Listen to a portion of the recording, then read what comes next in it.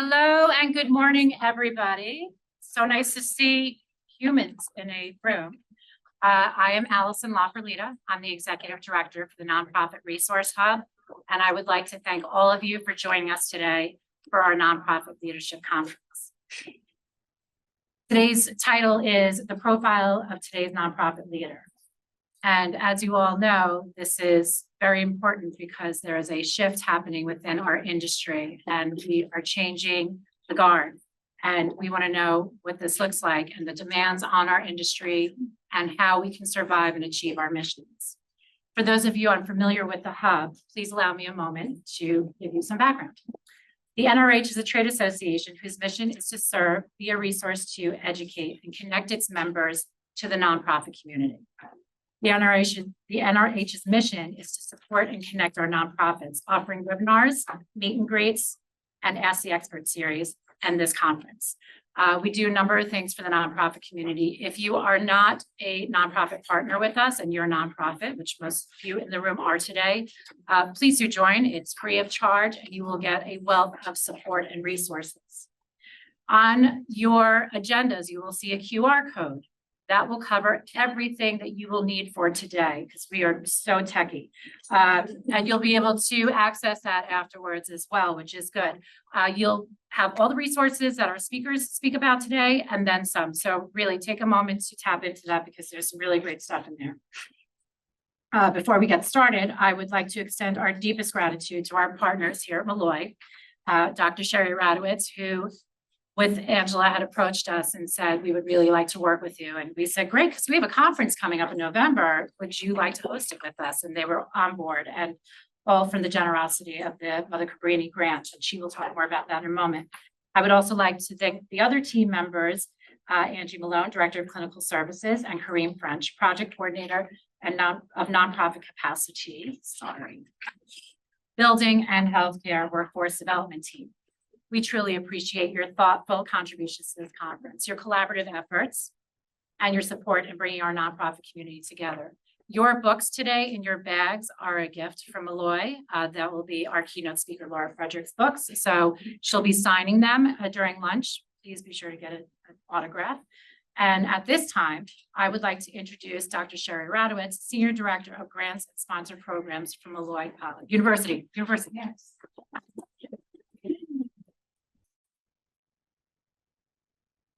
So yes, we became Molloy University June 1st, 2022. So many of you probably know us as Molloy College, the institution that's very engaged in the community and always inviting our partners and friends to things that we host. So we made that change a year ago. We're growing in scope and magnitude. So I'm very happy to welcome you to our Suffolk Center. There's actually a new Suffolk Center opened last year. Obviously, you know, our main campus is a Rockville Center, and we've got sites all over. We have a site in Manhattan for the arts program. We have a field station out in Sayville, and we have office space in downtown Rockville Center because we're just growing in so many different ways. Oh, can you not hear me in the back? Give a mic. No. Okay. So let me share with you my life this week. As a Senior Director of Grants and Sponsored Programs, I had a $3.5 million federal grant application that went in last night at 7:30. I have the conference today and I have a NOAA grant that's due tonight before midnight. So welcome to my world. Anyway,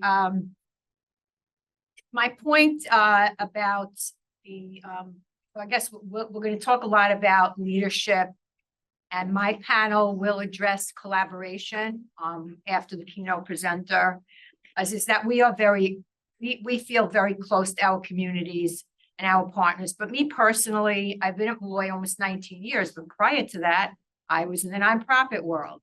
I was the first executive director of the Women's Fund. I worked for the Child Care Councils. I was the senior VP for United Way. So I feel so immersed in the human services world and higher ed, and, you know, and my alliances and my community relationships, you know, have only been strengthened by that kind of history, that kind of shared work that we've had with community partners. So at this point, because this is just a short intro, I just wanted to share our appreciation to the Mother Cabrini Health Foundation for the support of our work. They became our funding partner. They approached us in 2020. They were very interested in partnering with us. We're a Catholic college, and they are a Catholic foundation, and there was such synergy in our mission, and they have become such a wonderful partner. They have funded our mobile clinic, which started in 2021. It expanded this year greatly to include enhanced clinical services, this nonprofit capacity building with nonprofits where we're doing workshops and conferences and shared resources, and also our capstone model of providing enhanced support services to nonprofits that are tackling certain problems. And then we also are doing healthcare workforce development, trying to address the population, the marginalized population that does not access healthcare the way they should or can or are not capable of because of their lack of resources or trust relationships and so on. So this relationship has started, with $1 million grant in the first year, and it has blossomed triple. And we're very happy to be partnering with this foundation that has really identified the needs of people and communities that maybe are just going unnoticed. So our mobile clinic, we have been, I think since we started in 2021, we've helped over 5,000 people. I'll talk a little bit more about the collaborative aspect of this grant internally and externally during my panel presentation. But we are also doing this nonprofit capacity building work, and we probably have about 130, 140 nonprofits that have helped, that have come to workshops and have taken advantage of some of those resources. And we're also trying to help people that want to enter the healthcare or mental health field with with job coaching and paying for coursework. This grant has provided about 325 scholarships and fellowships from the undergraduate to doctoral level for Molloy students in the community. And it's just something that I am, for this stage of my career, I am so very proud of what we're doing and how it feels full circle to me for being someone that was on the ground, did a lot of legwork in my early years in nonprofit work, to come to this stage of where we can bring some of this work and bring the resources of our university to help people in the community. So we'll talk a little bit more about the collaborative work that we're doing with that grant, and we talk about it from that perspective. But it just gives me great pleasure to welcome you here. Some of you I know, some of you I don't. I'm always amazed because I thought I've been around to know everybody in nonprofit, and I look in the audience like, I don't know everybody, There's some people I could still get to know. Anyway, so welcome, welcome, welcome. Always feel comfortable approaching us here, Rockville Center, certainly the Mother Cabrini funded project. In any way we can help or be a resource, we're happy to do that.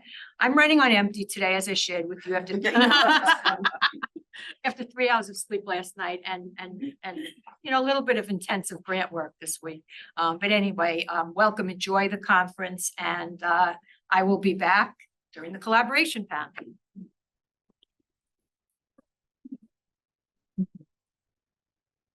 Thank you, Dr. Radowitz. I would like to ask the team from Molloy just to raise your hands real quick. So if anybody has questions about Mother Cabrini or what you're offering nonprofits, if you guys could just raise your hand. So this is who you go to if you have any questions, and thank you so much. I also, of course, would like to thank our sponsors, our breakfast sponsors, AM Exclusive, 5-Star Advertising and Marketing, and Landau Architects. Thank you very much.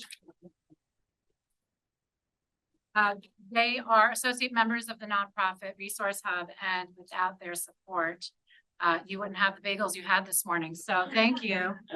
And we are truly appreciative of all the support that our associate members provide to us and our nonprofit community. They are always here to help provide you with resources and support and education. If you have not taken advantage of the education webinars that they provide, tap onto them. And we always have them also on recording. So there's some really important stuff that you need to learn. We also are very appreciative of our lunch sponsor, JMT Consulting. Thank you so much.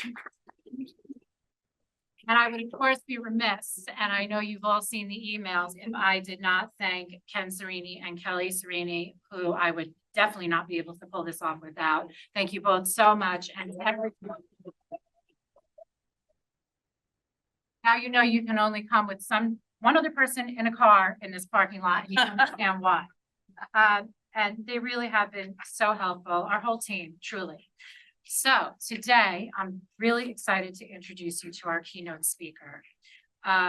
She is a powerhouse in this nonprofit sector. If you do not know about her, you are going to know about her. We were just saying, I haven't seen her in 12 years. But I met her when I was the president of Operation Homefront at the Yale Club in the city. And I was like, I want to be just like you when I grow up. Like, she was just so amazing and really has a niche and an understanding, not only for our nonprofit sector and your missions, but also how to do an ask. Not everybody's comfortable doing it. Not everybody understands what kind of asker you are. And when you read her book, you'll find out what asker you are. So Laura Fredricks, I would like to welcome you today. Laura is, I lost my spot, I'm so sorry. Laura is the founder and CEO of The Ask, an attorney turned philanthropic advisor. She has helped hundreds of organizations worldwide. And today you are going to learn so much from her, and I don't want to take a minute of your time. So Laura, welcome. And everybody, please welcome.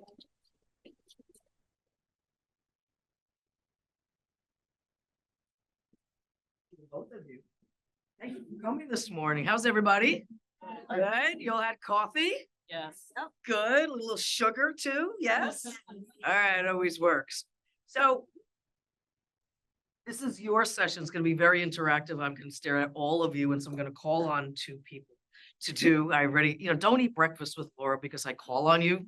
So that's just a little thing. So let me just give you just a little bit of background about me. Thank you, Allison. We've known each other for many, many years. And part of the wonderful thing about being in what I call nonprofit land is you meet the best people for life and they stay your friends for life. And I've had a lot of careers, you'll hear about it in a minute, but I've never been in a career where everyone is willing to help you. I mean, I think some of you have had other careers as well, and it's not as friendly and open and sharing as this is. And so just take a moment and congratulate yourself, because I think this happens to be the best profession of life. So I just kind of want to tell you a little bit about me and then how I put like all of this together. So, and thank you, Doctor, very much for graciously giving everyone my book, which I'm very, very proud of. I'll tell you about that in a minute, but that was very, very sweet and very kind and generous of you. I started out in journalism, working for Newsweek magazine, and that was going great, but I always knew I wanted to be an attorney. I know. I went back to my high school yearbook. It says Laura wants to be an attorney. Isn't that pathetic, right? Anyway, but it turned out to be true. And it was so funny because I did a book talk in my hometown of Richfield, New Jersey. And I brought the yearbooks out and in it was these aptitude tests way before Myers-Briggs. I mean, it was on like parchment paper, you know. I never forget this because it was like, what will your child be in the future or something, you know? And it turned out to be like a general in the army. And I thought my mother was going to cry. And she was like, no, you can't do this. But I look back at it now because I love organization, structure, and focus. It's just the way I'm organized.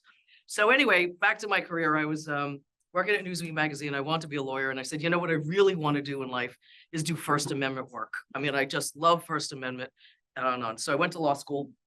And I clerked for a judge, which was great, in Harrisburg. It was great. Like you stand there, like, and all of you are like the trial attorneys, and you come here and like, I'm creating law. And I'm like, this is great. Right? I said, well, I got to do something else here. So I got a job with the Attorney General's office doing civil litigation.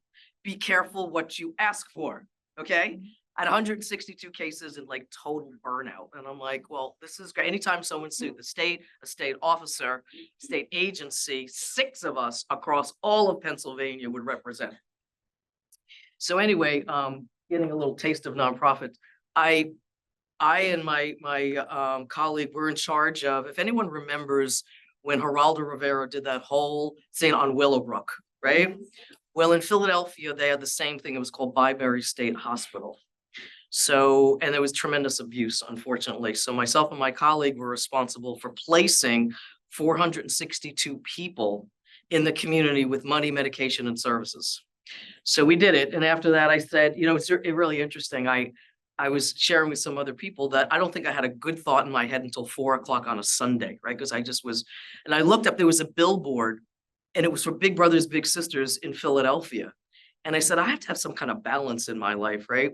So lo and behold, I became a big sister 3 times, which I'm very, very proud of. And I'm like, oh, this nonprofit is pretty good over here, right? So anyway, I was very active with the Philadelphia Bar Association. Stay with me here. The association had a foundation that raised and distributed money to community legal services, and they asked me to be the executive director. I had no idea what I was doing. Did anyone take a job? You have absolutely no idea what you're doing, but it's great and it's a change and they like you. And so you do it and then you get there and you think, oh God, now what? Right? That was me. So I went to University of Pennsylvania, got my certification. I joined the Association of Fundraising Professionals. If the nonprofit resource hub was here, I would have joined them. And so away I went. And so the reason I'm sharing all of this, tremendously entertaining, I'm sure, is how I put this all together. I started raising money and it became, I can't say easy, but not as torturous as it was to a lot of people, because asking came very easy to me and it was awful for other people. Now I'm telling you, if you can raise money from lawyers, you got it down, okay? Very, very difficult. From there, Temple School of Medicine said, we want to hire you. So I've got doctors and now I got lawyers, 2 pools of donors. I don't suggest you do. Anyway, from there, I went to Temple University, went to Pace University, and now I have my own consulting business. But the reason I share all of this with you is because I've learned that people will help you ask, and you become better at asking if there's organization, structure, and focus to the process. And when I entered this field, it was nothing. It's like, here's your pool of people, go. I'll never forget, when I was at Temple University, they said, we have 250,000 alumni, go raise money. I'm like, how do you even get your arms around this, right? So that's what I'm gonna do with you today and show you. How many people here like to ask? Oh, we need the whole day, don't we? Okay. Can I ask why not? Why don't you like to ask? Be honest. We're all friends in the room. Is it make you uncomfortable? Yeah, a little bit. Uncomfortable asking people to give money, even if you know that your mission is worthy of receiving it. Okay, anybody else? Here's the answer. Fear of the answer. That's really interesting. Okay. Rejection, right. Rejection, right. I get that a lot, but think about it. You're 2 years old. What's the first word you heard? No. I think we're a little older than 2, so we're kind of used to it by now. But the number one reason why people don't ask, and this really affects your boards as well, they're afraid they'll hear an answer they won't know how to respond to. No one wants to be unprepared, which is why you push off the ask. If I spend more time, if I learn a little bit more about the organization, if I have more data behind me, and it just goes and goes and goes. So we'll turn that around for you today. Does that sound good? All right, so let's get you going here, hopefully. That's on me.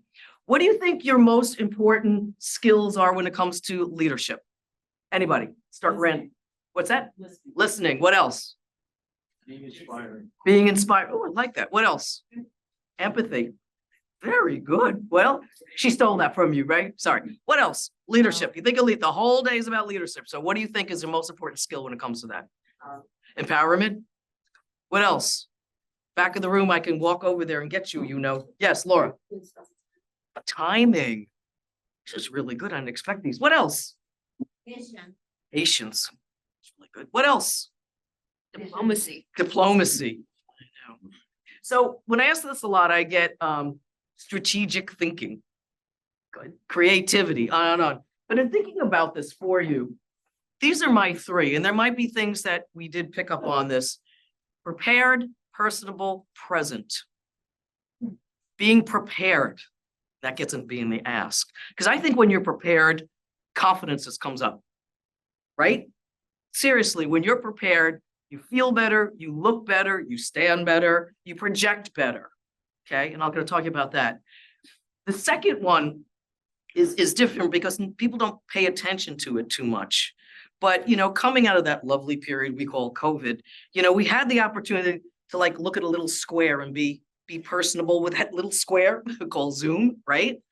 But I'm going to show you how enhancing these skills is going to make you a much better leader. And the other is being present. Present. I think more things aren't accomplished because people are distracted and they pick up on that distraction and you've lost it. Okay. And it's hard to always be focused, but it's so terribly important. All right. So what do I mean? Just being prepared. Like, what are the right questions you need to ask to be successful when you're thinking of hiring someone? How many people need more staff? I think that was about 99.9% of you. Retention and succession. Big words in the leadership round here, because I work with a lot of organizations, a lot of boards, is they're worried about succession planning. And I think Allison alluded to that in the beginning because we are seeing some turnover, you know? But the new thing, and I don't know if you've seen it or not, is a lot of organizations are doing co-CEOs. Has anyone seen that? Does anyone have that? So what I mean by that is there's traditionally the CEO or maybe the COO, or you know how the lineage goes. But in order to give confidence both to the board and to your donors that there is going to be seamless transition, they make a co-CEO so that one person is still formally the CEO, but the other person is being groomed to succeed so that it's seamless. So I just leave you with that. That's kind of what's going on out there. But I would just say take some time. I don't mean succession planning for the top. You really should be, you know, I've managed a lot of people in my life from 2 to 65 at large universities. And I look down at, you know, your organizational chart and I'm like, what if one person leaves? How much is that going to set us behind? So just constantly be thinking about who else can you move up or be more cross-functional? Because I see that as really a downfall for some nonprofits, that there's a gap in their staffing, whether it's from the top down or whatever. Okay. That's okay. Oh, okay. Good. All right. Is everybody with me? Good. Second is being personable. Like someone said about timing. When is the right time to talk to your up and coming stars about advancement opportunities? And the thing about being personable, and it's small things have transformational results. I have learned that your tone is as important as your words. I'll say that again. Your tone is as important as your words. And just think about any conversation you've had that really didn't go too well. You probably don't remember a thing they said, but you remember how they sounded, right? And you can probably think right now of some people that you really kind of don't want to get into conversations with because you know it's not going to go well. It's really not what they say, it's how they're saying it. Think about this, because everything we do applies in your personal life too. Do you ever have that lovely argument and say, well, I might agree with you, but like you really said it in a really bad way? Well, it applies at work too. So just watch your tone. And I tell everyone, everyone's got a phone, right? And it's built in a recording. Record just a conversation or two and play it back. Do you like what you hear? That's homework. This isn't optional, okay? I did, and I couldn't stand it. I said the word absolutely 22 times, and I'm like, who's saying this, right? So, but think about it. When you're engaging with donors, prospective donors, your board, your best friend, think about how you sound, okay? We're always in fundraising so conscientious of every word, and it matters. But words have to be matched with tone. And I think someone said about leadership, sincerity came out. Are you sincere enough? Are you engaging? Is your voice too high, too low? A lot of people just get turned off as soon as they hear someone being distracted or that their tone is not as inviting as it could be. Does that make sense? Yes? Okay. And then this is my favorite to date. And I coined this phrase. It's in your book, by the way. It's called listening with presence. It's one thing to listen and be distracted. It is one thing to listen with presence. More people say yes to what you ask if they feel like they've been heard. I'll say this again. More people will say yes to your ask if they feel they've been heard. And the way they're heard is that you are focused. Nobody else in the room exists but them. Think about when you were working from home and you had to do these lovely Zoom meetings, how many people were distracted? The doorbell rings, the cat comes across the keyboards, right? A cabinet falls, someone gets up for coffee. I always love this. One time I had to get a glass of water, so I left and I could hear people screaming, "Where'd Laura go? Where'd Laura go?" I'm like, now if you were live and you went to a conference room and got water, came back, everybody would be okay, right? They scream, "Where did Laura go?" And I'm like, Laura needs water. All calm down, okay? So, but think about it. It really taught me that people were missing me because, I wasn't there. But like now that we're live and here and human, think about the meetings you have and be careful if you have to do an ask where there's more than one person in the room. A lot of times we do dual asks, right? You bring like a board member with you, your boss with you, another donor with you, whatever. But two of you have to be so focused on that one person because that one person is judging you, right? And I don't mean that harshly. What I mean is they're studying like, do you care about me? Or are you going to turn around and just drive down the block and ask somebody else? So when you listen with presence, you have them. More asks are made to a yes because the person felt I was heard. Okay, got it? Questions? You all went pretty silent here. You get your speaker nervous. Just teasing. I'm going to tell you the two things that prevent you from being prepared and also the two things that prevent you from asking. Okay, I call them my two tempters: assumptions and expectations. Let's do a scenario of you have to ask, make a very, well, it's end of year. Here we go. The greatest time when people start making gifts, right? You can go down, and I have done this all the wrong way, assumption land very quickly. Oh, they always give December 15th. It's coming in, blah, blah, blah, and you assume it's going to happen. Okay? Don't do it. If you need that gift by December 15th, make sure you're proactive about it. And you can say, we've noticed you generally do this December 15th. However, I just want to make sure that you have everything that you need. Anything else is fine. Don't assume it's going to happen. Okay. The same is expectations. Like you expect all these people to do X, Y, and Z, but were you proactive about it? Right? Expectations and assumptions are two things that can kill your preparation and also prevents you from asking or not letting your ask go very well. All right. Here we go. Let's say that you know a person very well. You and your bosses are been out with them. They absolutely love you. They go to some of your events. It's all going well. And there's an assumption that all this is going to happen because all this activity and all this engagement and all this cultivation went on, and they're just going to do it. Right? How many times have you heard like in a meeting, oh, they'll just do the right thing. They'll just come through. They'll just be our sponsor. And what's happening? You're assuming and you're expecting without you doing. Okay, so make sure. Now, you can't do this for everyone. I know everyone should have a top list, top 25, next 25.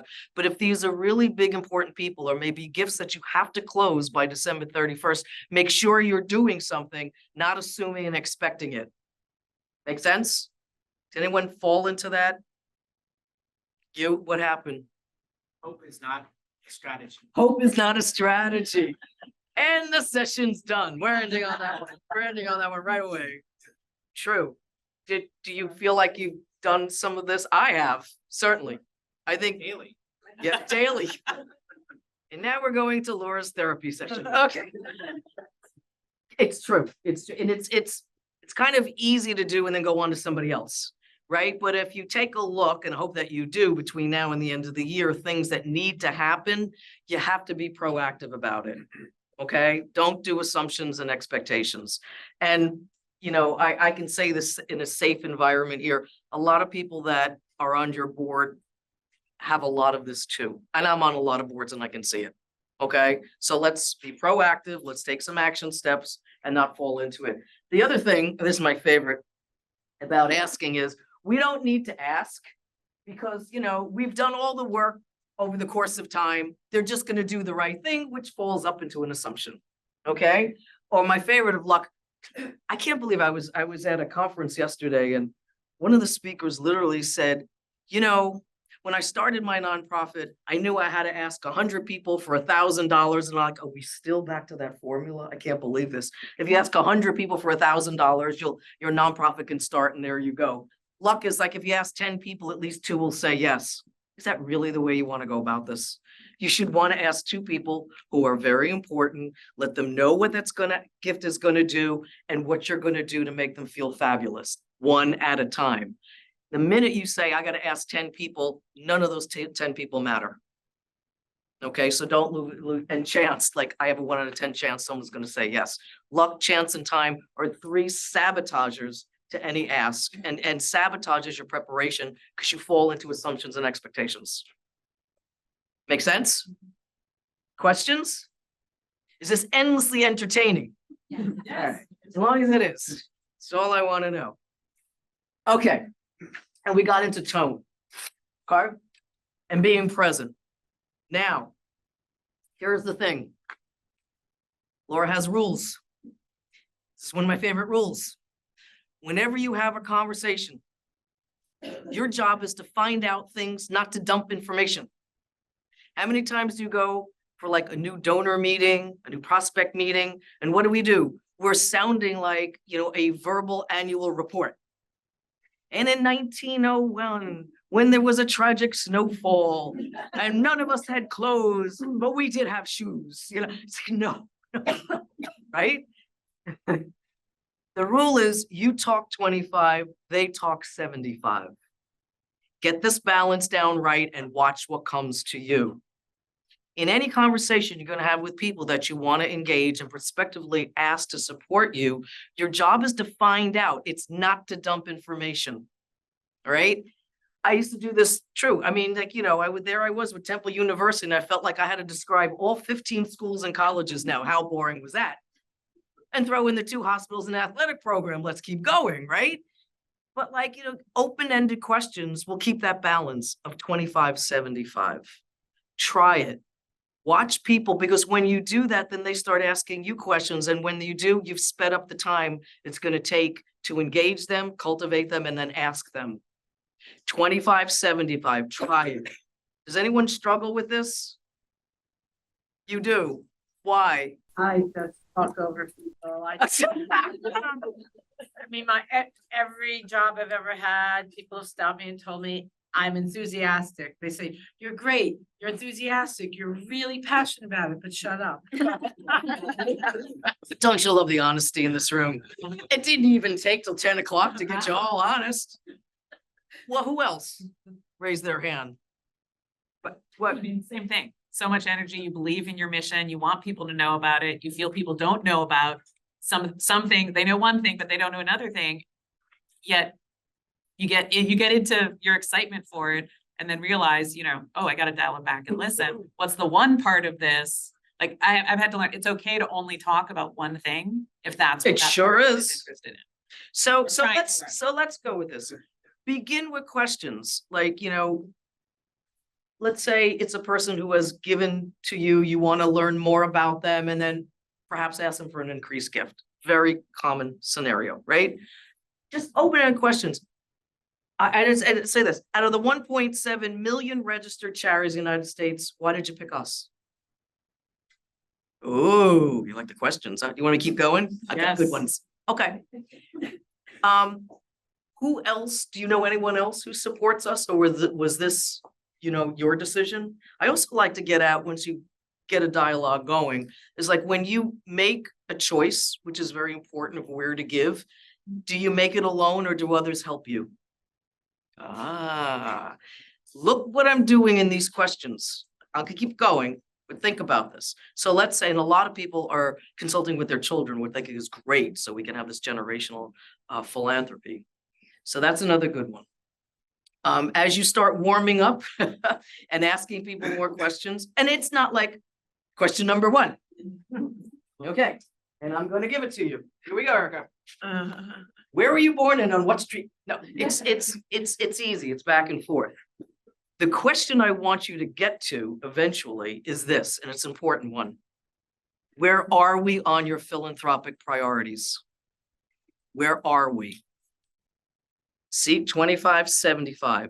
The more you get out, the more you're gonna know when to ask, how much to ask, which are the three killers, right? Everyone doesn't ask because you don't have the answer to all three. They will give it to you with these open-ended questions. Now, let's say the person said, and they never say, you know, you're number 4 on the list of 7 that I give. They don't say that. They start saying like this, oh, I give to the Boys and Girls Club and my university, that's 2, and occasionally Meals on Wheels, that's 3, and you haven't been mentioned. Okay, not bad, all right? But at that moment, would you ask them for a big gift if you know you're not 1, 2, or 3? Now, you got a path because of their answer, right? So let's say they give you 2, 3, maybe even 4, and they haven't mentioned you. It's okay. Here's the question. You don't stop there. People say, oh, we go back. What do they do that we don't do? If you're not on the top 3, those groups are doing something, and it's always something small. It's the smallest thing. Like the CEO calls me once a year during the holidays, and they remember this. Or they always spell my name right on mailings.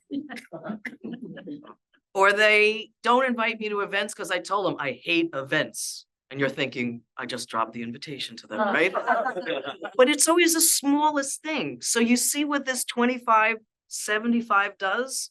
It's going to solve how you ask, when you ask, who asks, and at what amount. Right? It's always the smallest thing. I just thank them for their honesty. You go back and you can do 1 or 2 things. If you can't do something that this other group does, well, that's fine. But at least you know. At least you know what the work you have to do to get up there. Okay?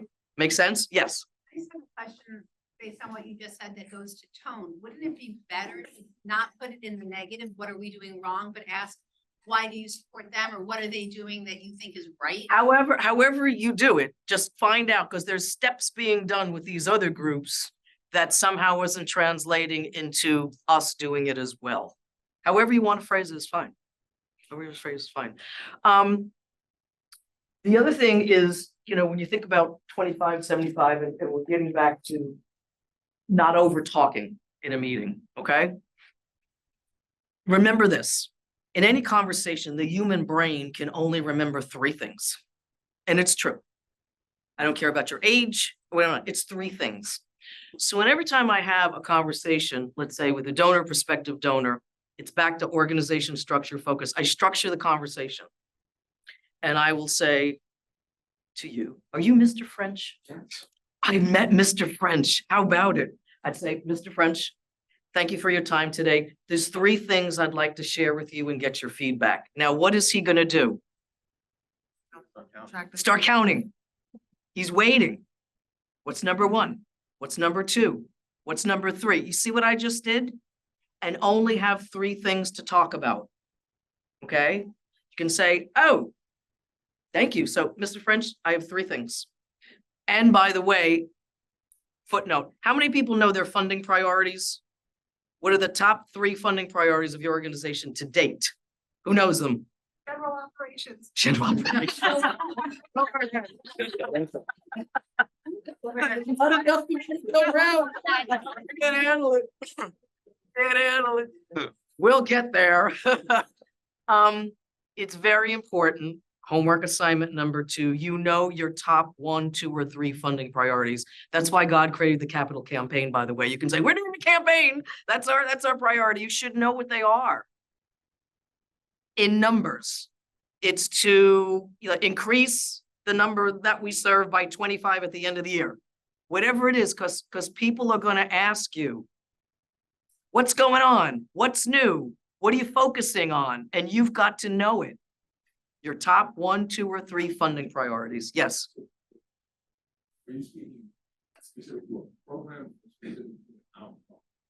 It doesn't, you shape you shape the dialogue.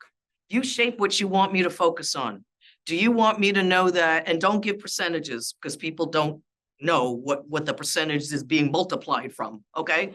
If you want to serve 50 more people by the end of the year, tell them that, okay? Let me give you a more concrete example for you, because I always do this with big brothers, big sisters. Let's say big brothers, big sisters, matches, bigs and littles, but there's always a wait list of the littles. And so what I do is very, very simple. I draw a circle. Here are, I'm gonna make it up, 5 kids on the waiting list, right? And it costs $1,000 per match. So we have a $5,000 gap, okay?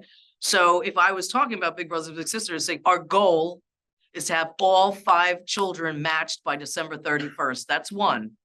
The second is to recruit 13 more big brothers. Do you see what I'm saying? Whatever, and it can change, right? So maybe January, February, you want to be talking about something else, but people want to know in concrete terms what's important to you, and not the, no offense, the whole book, okay? The top 3 or 2, and that's how you focus it.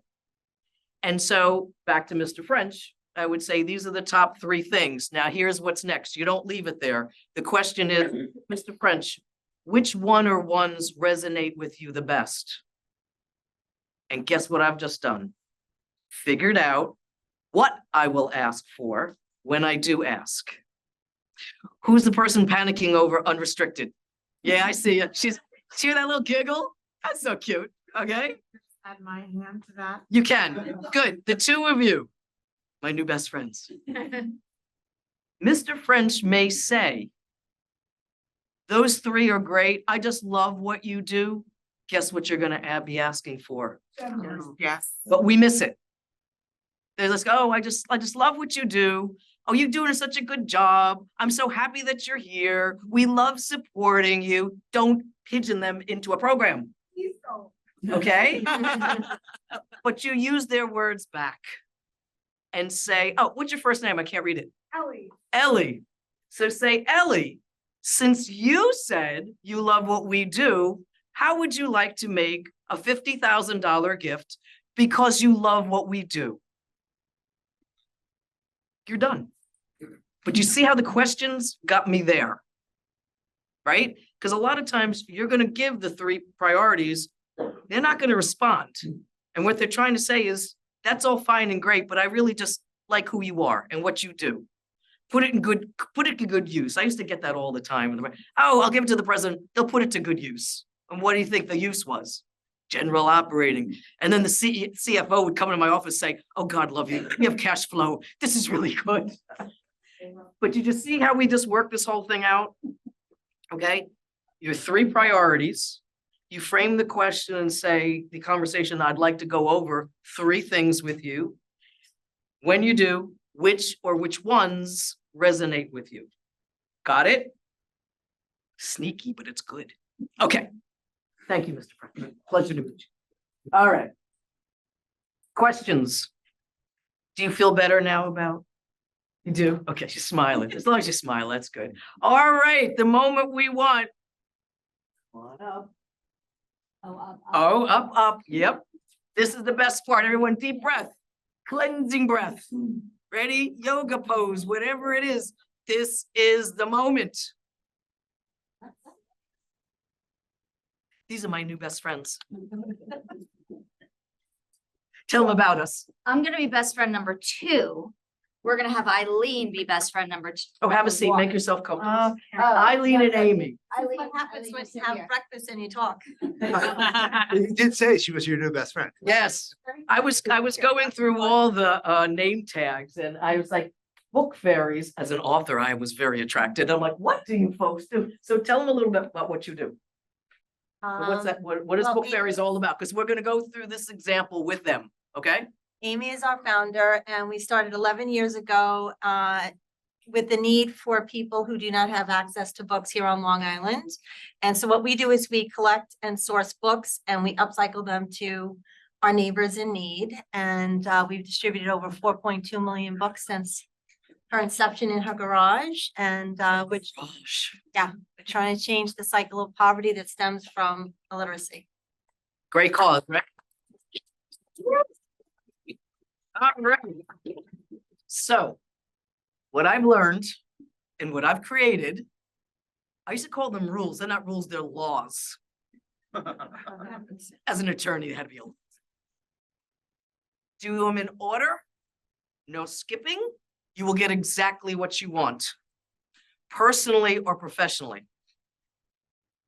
These laws stopped an 8-year-old girl from being bullied. They've also helped people raise a lot of money. They've also helped people get other great, wonderful board members. Whatever you want, you will get this. Okay, trust me. So I asked my good friends here, give me something you need to ask from now and the end of the year. Okay, we're gonna work through the ask. What is the one thing you need to ask for between now and the end of the year? It could be from an individual donor. It could be a new board member. It could be a new truck for your books. Just think of one. It doesn't matter what it is. We're gonna work through it. And if you have two, we'll work through two. We'll do two. Okay, We're gonna choose a new larger warehouse space and a truck. and a truck. Okay, let's do the warehouse. Okay. I knew you'd love the bricks and mortar. Oh, yeah. Oh, yeah, right up there. Okay. Look, we need a new warehouse. Okay, what's missing? When and how much? Numbers and dates are your friends. Every ask starts very amorphously. We need more money. We need unrestricted. We need a new board member. We need to increase our annual fund. We need to increase our alumni giving. We need a new wing. Well, it's not concrete enough, no pun intended. So now, what do you need with numbers and dates? 5,000 square feet. I would love it by January, but that's Well, let's go through it. You need a 5,000 square foot warehouse to open by January 30th. yes. Got it? That's a lot different than we need more space. Okay? Stay with me. Okay, this is like HGTV. Done. No HGTV. Now we're on number 2. Everyone got pencil and paper? We're gonna help you out. Okay. You ready? Right. Not think, right. So let's say you're gonna go after one donor to fund this. Oh, one other thing, how much do you think it will cost? Make $100,000. 100,000, fine.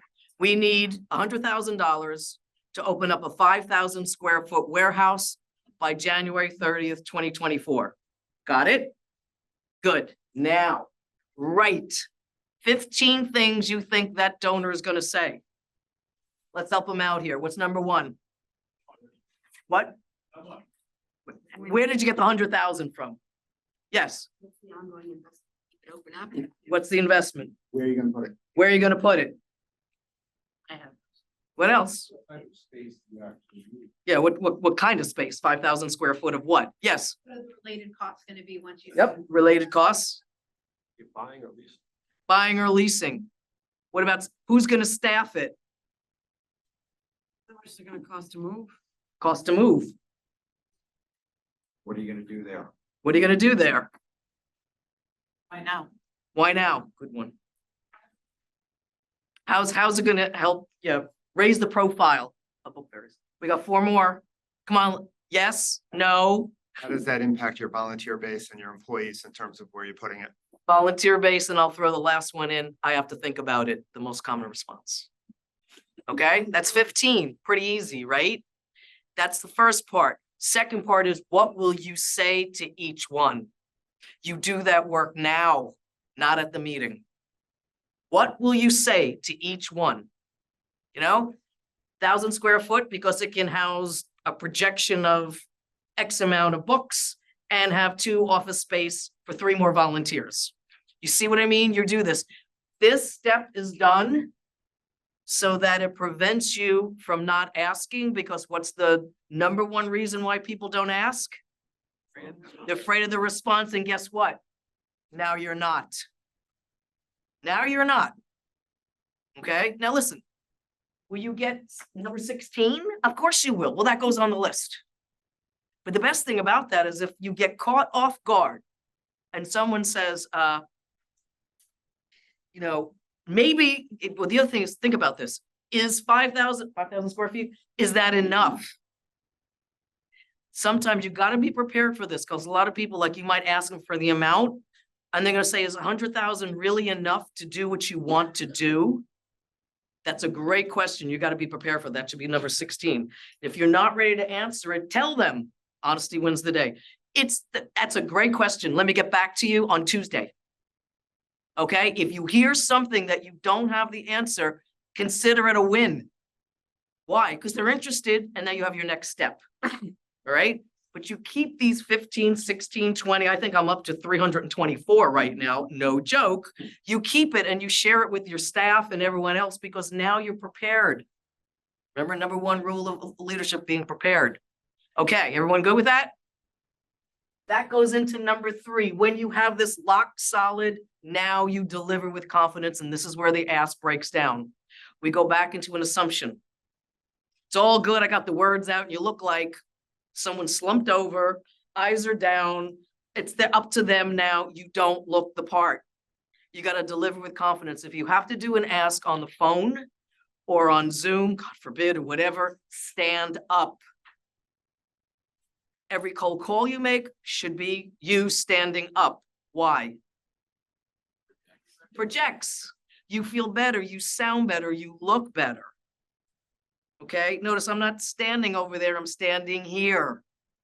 Okay, more asks are said yes also because you came across as confident. I get asked this all this time, and I just have to put it out there. Laura, do men make better askers than females? And I have to say, well, I'm female and I think I'm pretty good at it, okay?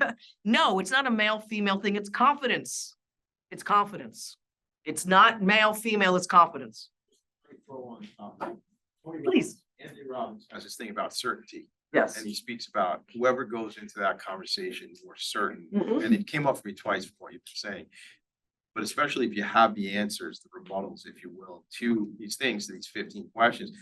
I'm certain now, right? Because I know whatever you say to me, Laura, I have the answer. Exactly. And if you don't, I'm still in sync. I feel better, right? Exactly. The reason we don't like doing any of these things in life is because we're not prepared, and if we don't, this is total preparation. So that to me equates to that certainty. So Gotcha. Thank you. And to be in the same sentence as Tony Robbins, I'll take that as a compliment. Yes. The other thing is, I think you mentioned this, is don't try to fumble and give an answer if you don't know it. Simply say, let me find out. I'll get back to you. I mean, I've been in the. You actually flatter someone, say, that is an excellent question. They're like, I sounded pretty smart. You're flattering them. So let me get back to times but we the just make something up. But the key about that is give him, and you'll see give him a date when you're gonna get back. Don't say, I'll get back to you. Say, by Tuesday, you'll have your answer. Ooh, you feeling good up here? Yeah. A lot easier than you thought it would be, huh? Yeah. Okay. Can I ask just before? Of we course. move on? So at which stage of this is the time when you tell them what's in it for them? The naming opportunity, the, acknowledging them. I got it. As a, so at Right. which point of those steps because it's not always a philanthropic completely. Sometimes it's a visibility and a recognition. So, Right. Hold that thought, doctor. I'm gonna get to you. Okay. Number 4, Laura's personal favorite. You ready for this? Are you ready for this? Y'all are ready for this? Let's say the donor said, I have to think about it. What do you say? The donor just said, I have to think about it. If they need more time, we'll get back to you. Listen. Did I use the word time? No. What did we just do? Assumptions. No offense. It's very common. We're all here to. No, it's very common.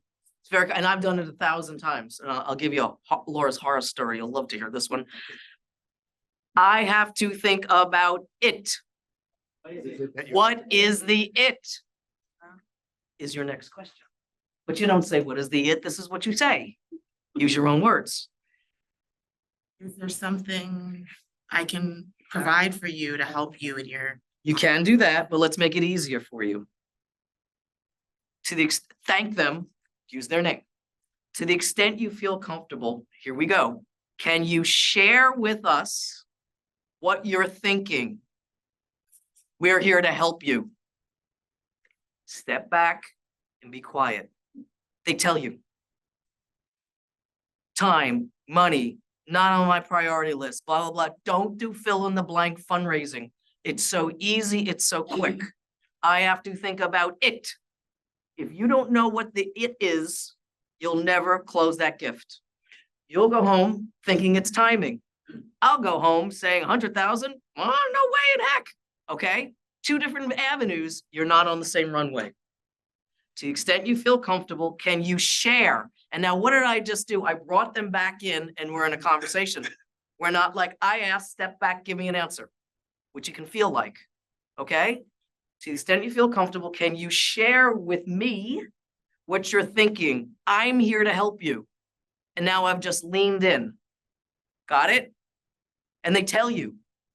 And then you work it out. Okay? And then let's say it is timing. I don't want to make these decisions until January. Okay? Plan your next move right here. Normally say, okay, fine, I'll get back to you in January, have a nice holiday, and you walk out the door. January rolls into February, and maybe you see them in March. And now your ask is 4 months old. You don't want that. Cash flow, you don't want that. Say, oh, okay, good. How about I call you, now this is Friday, next Tuesday at 10 a.m. No, I have a doctor's appointment. It's fine. How about Wednesday at 2? You get a date then. It also gives you confidence that if you pick up the phone and call them, we had this time designated. So you're not chasing and guessing when is a good time to get them. Got it? All 5 in a row, you'll get exactly what you want. Okay, let's go back to yours. Now, sit there. Don't leave. Thank you, sir. At the moment of here, okay? You've done, like you walk in, you do your small talk on and on. You've done all this up to here. This is where the ask happens. At the moment of the ask, every ask you do from now going forward will be 2 sentences and a question. That's it. 2 sentences and a question. I'll use Mr. French as our donor of the prospective building. See what happens when you sit in the front row? Horrible. Say, Mr. French, thank you so much for your time. We have an extraordinary opportunity. Let me share this with you. Sentence number 1. Sentence number 2 is where you put in all the details of the ask. This is an exemplary time for us. We'd be so grateful if you would consider making a $100,000 gift so that we're able to buy 5,000 square feet in a new warehouse that will do X. It's all in one sentence. That's sentence number 2. You end on a question, make it easy. Are you as excited as we are about this opportunity? How do you feel about this? On and on. 2 sentences and a question. It prevents you from over talking the ask, which is where the ask can break down again.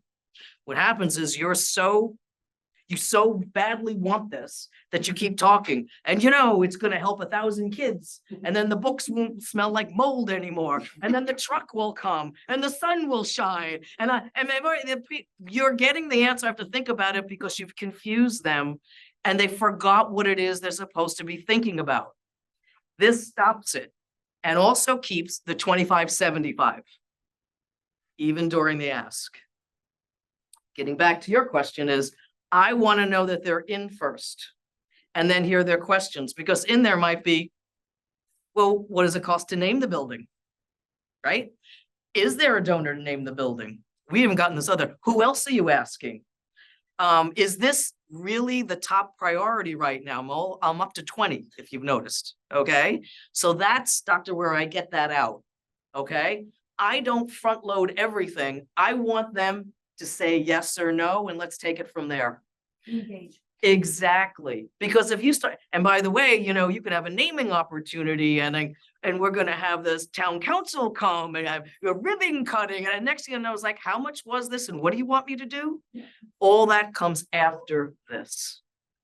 Make sense? Questions? Yes. What was her question? I didn't know. Oh, her question is, when do you get to the part of talking about what's in it for them? Like, is there a naming opportunity? Is there this and that? I leave that post this. Okay? I do, because then the reason I do is because even though in October, Mr. French might have said to me, you know, I've been thinking about it. While I was never that type of guy, I really would like my family's name somewhere, you know, and you can automatically start loading it in here. But you know, here we are in November, maybe he doesn't feel that way anymore. I want him to tell me that's what's important. And you get that by, well, are there naming opportunities or is there somewhere to have, no, they say something like, is there somewhere to have a little visibility on it? They just couch it in there, right? You know, how big would the letters be, you know, something like that. So, but it's a good question, Frank. Yes. So you've been very specific about the ask, right? And now you get an objection that it's the money, it's too much, right? Too much. So how do you, or do you at that point ask for less amount? No, we arm wrestle. Not happening. Feels like that though, doesn't it?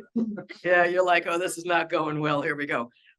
So let's say you're the donor and you say 100,000, that's way too much. Okay. What do you say? What would you consider? Don't come off the ask amount at the ask. It's a rule. Do not come off the ask amount at the ask. Do you know why? They're gonna think it was never 100,000. Donors hate this. It's like, well, if you really wanted 75, why don't you just ask for 75? Right? Say, this is what I say. Yes, it is a large amount. We do not take this lightly. Just give it a little bit of time. If you still have the same answer, that's fine. But we wanted you to be the first to have this opportunity. What did I just do? No one exists but you.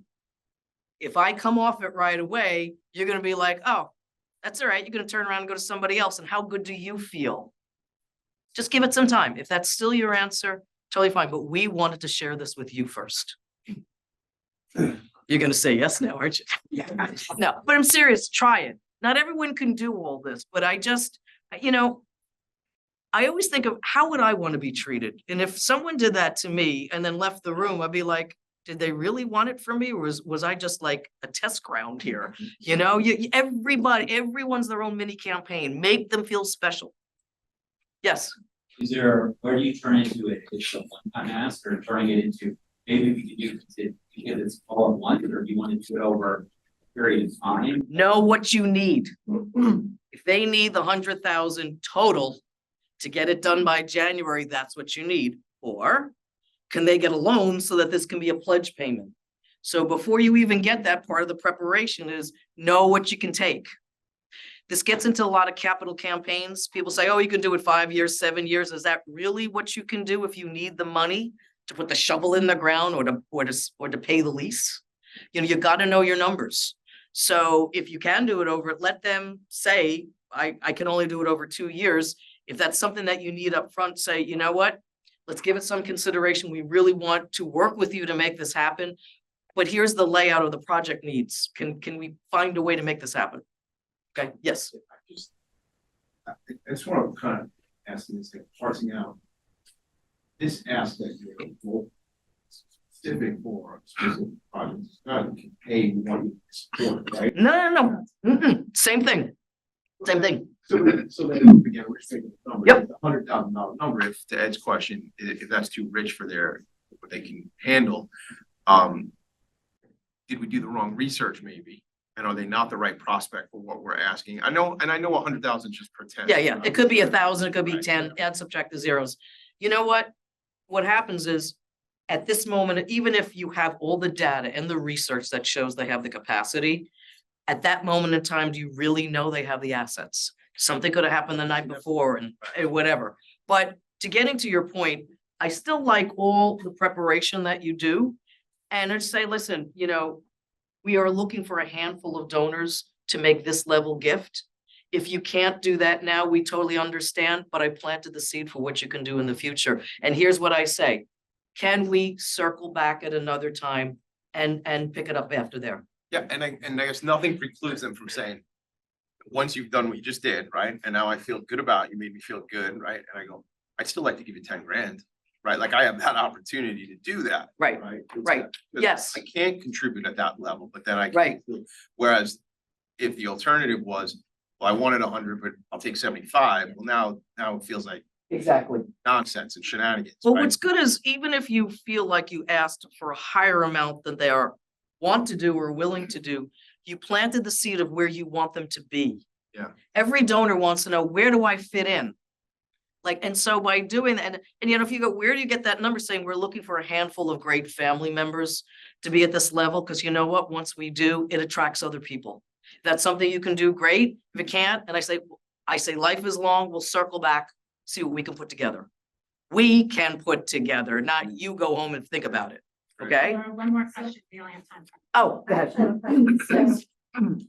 It's so much fun, I'm going over. If he says 100 is no-go, right? Right, I just want to make sure I'm understanding you, is that my response to him would be, I appreciate that, you know, and then walk away, not try. No, because just I've say- had conversations where someone said 100 was no good, right. and then I would have a conversation with them, and they would say, I feel comfortable at 75, and Well, here's the thing. Let's just play this out. I feel comfortable at 75, not 100. You've got to know what you need, right? Because if you need the whole 100, then you're gonna need to figure out who else is gonna Right, give you the 25 or whatever. So you gotta figure out, is this a multiple donor gift or is this a one solid donor? Because maybe there's a naming right to it. I mean, this is what all the preparation comes in before. Know your so numbers. there's more background. Yes, know your not numbers. just- Good. Okay, sound good? All Do you right. feel good? Yeah. All right, go get your building. Come back and say, I have 50, and you know you have another project that you could do for 50. Do you talk about then, or do you walk away and come back? Or do you grab the money? I leave a one thing at a time. You can't go all over the place. So what I have, and you can get in your QR code, I have my 10X rules for leadership, and look what's in here. But I want to, where focus grows, success grows. Just keep the focus, okay? Well, thank you very much for doing this.